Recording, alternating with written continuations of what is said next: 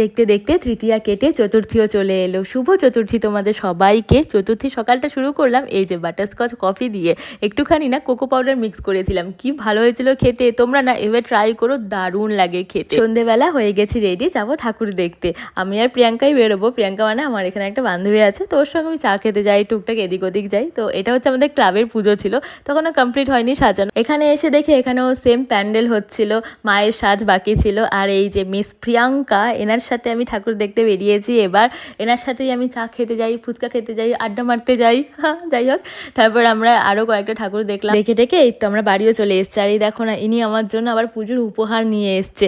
ও যে আমার জন্য ভেবে এনেছে, আমার এটাই এত ভালো লেগেছে। কি সুন্দর দেখো কানের দুলটা। আমি ওকে বলছিলাম, ভাই জানিস আমার সেম একটা এরকম ইয়াররিংস লাগতো, তুই কি করে জানলি? জানো, আমি দুপুরবেলা শুয়ে শুয়ে ভাবছিলাম যে এমন একটা কানের দুল আমার কিনতে হতো। দেখে ওই আমাকে দিয়ে দিল, আমি যে কি খুশি ছিলাম।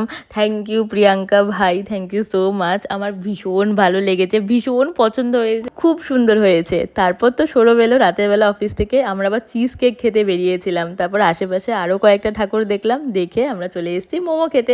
আমার চতুর্থী তো এভাবেই কাটলো। তোমাদের কেমন কাটলো জানিও। তোমরা সবাই খুব ভালো থেকো। তোমাদের সঙ্গে দেখা হচ্ছে নেক্সট ভিডিওতে। আজকে আসি, ওকে বাই।